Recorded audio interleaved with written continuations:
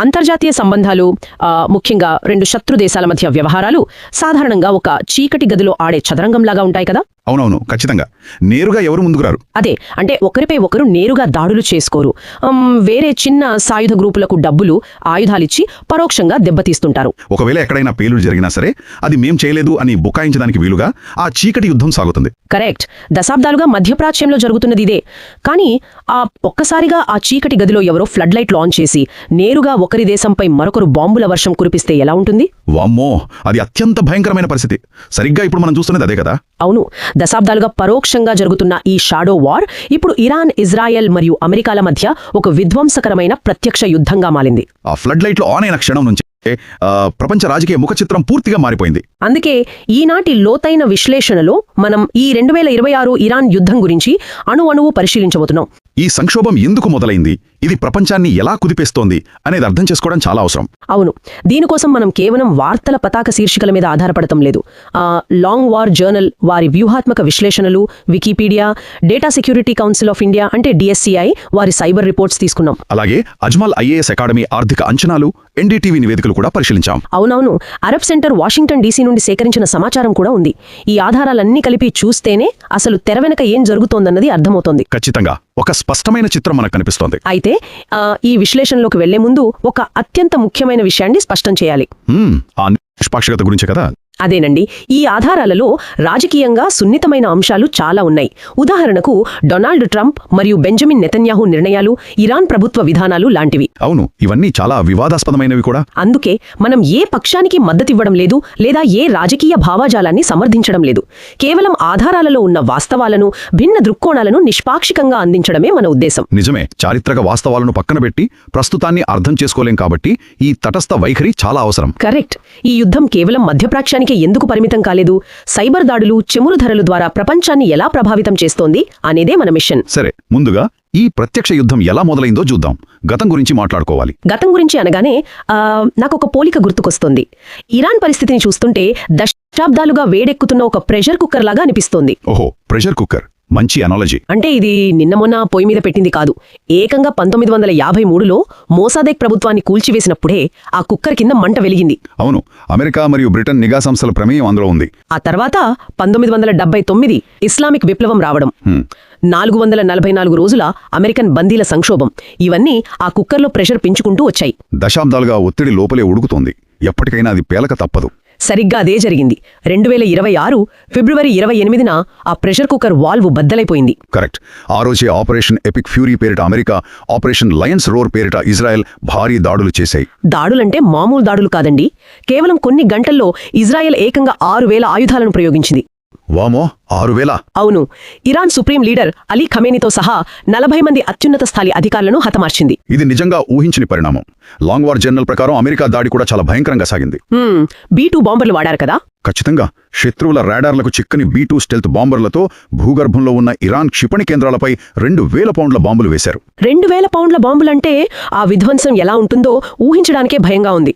కానీ ఇక్కడ నాకొక పెద్ద సందేహం వస్తోంది. అడగండి. అమెరికా, ఇజ్రాయెల్ కలిసి దాడి చేస్తున్నాయి కదా, అంటే ఈ రెండు దేశాల అంతిమ లక్ష్యం ఒకటేనా? పైకలా కనిపిస్తున్నా వాస్తవానికి వారి లక్ష్యాలు వేరువేరండి. అవునా?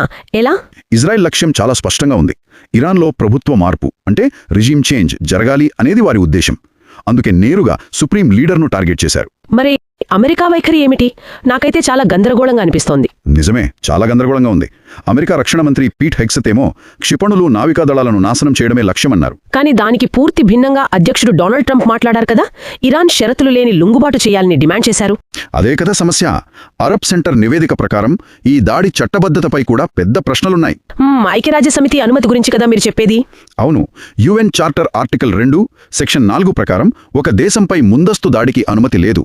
అంటే దేశీయ రాజకీయ కారణాల వల్ల నెతన్యాహు ఈ యుద్ధాన్ని వాడుకుంటున్నారని విశ్లేషకులు భావిస్తున్నారు కదా. ఖచ్చితంగా. అమెరికాలో కూడా ట్రంప్ కాంగ్రెస్ అనుమతి లేకుండానే వార్ పవర్స్ రిజల్యూషన్ను పక్కన పెట్టి ఈ దాడి చేశారని ఆధారాలు చెబుతున్నాయి. ఓహో, అంటే ఇది కేవలం భద్రతా సమస్య కాదు, పెద్ద రాజకీయ చదరంగం అన్నమాట.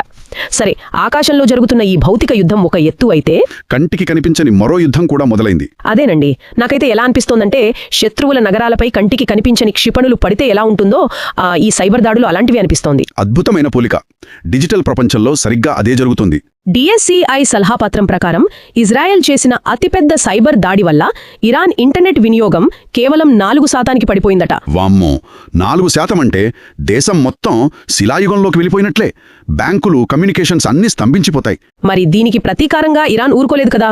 ఫిబ్రవరి 28నే ఎలక్ట్రానిక్ ఆపరేషన్స్ రూమ్ను ప్రారంభించింది. అవును, హండాలా హ్యాక్, డైనెట్ లాంటి హ్యాక్టివిస్ట్ గ్రూపులు రంగంలోకి దిగాయి. ఈ దాడుల్లో నాకు చాలా ఆసక్తి కలిగించిన ఒక అంశం ఉంది. అదే ఆర్టిఫిషియల్ ఇంటెలిజెన్స్. AI వాడకం ఈ సైబర్ యుద్ధంలో ఒక పదునున్న కత్తి లాంటిది. కత్తి మాత్రమే కాదు, AI అనేది ఒక అలసిపోని మాస్టర్ లాక్ పికర్ లాంటిది. మనుషులైతే అలసిపోతారు, కానీ AI సెకండ్లలో లక్షల పాస్వర్డ్స్ బ్రేక్ చేస్తుంది. నిజమేనండి. VPNలలో ఉన్న చిన్న బ్యాక్డోర్స్ ని క్షణాల్లో కనిపెట్టేస్తున్నారు. అంతేకాదు, వాట్సాప్ ద్వారా ప్రభుత్వ నోటీసుల పేరుతో రివార్డ్ స్టీల్ APK అనే మాల్వేర్ పంపిస్తున్నారు. ఆ లింక్ క్లిక్ చేయగానే ఫోన్ మొత్తం హ్యాకర్ల చేతిలోకి వెళ్ళిపోతుంది. ఇదంతా వింటుంటే ఒక విషయం స్పష్టమవుతోంది. సైబర్ దాడులకు భౌగోళిక సరిహద్దులుండవు. ఖచ్చితంగా ఉండవు.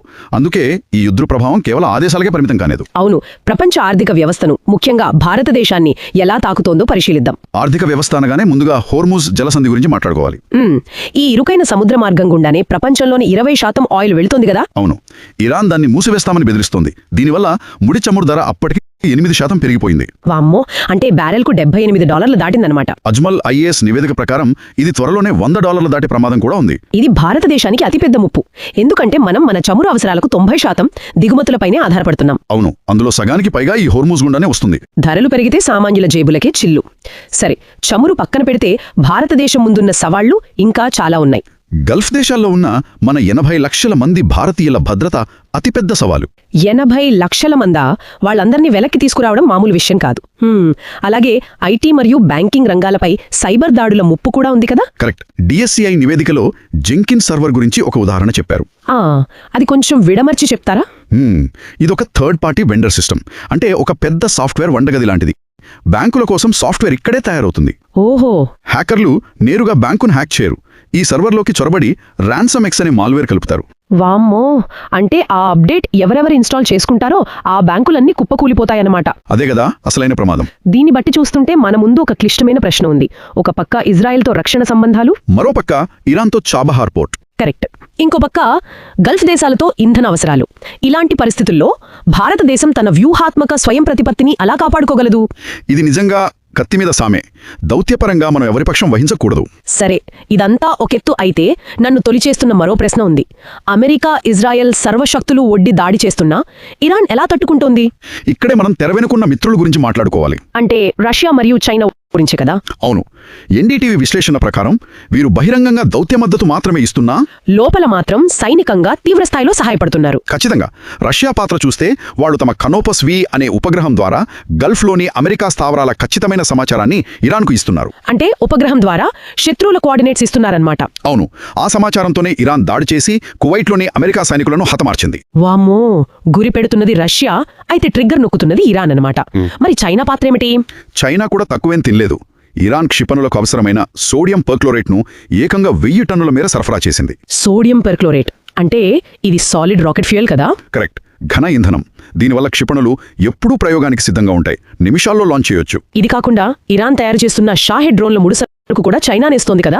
అవునవును, వీటన్నిటికీ మించి ఇరాన్ ఆయిల్లో 80% చైనానే కొనుగోలు చేస్తోంది. ఓహో, అంటే ఇరాన్ ఆర్థిక వ్యవస్థకు ప్రాణవాయువు చైనానే.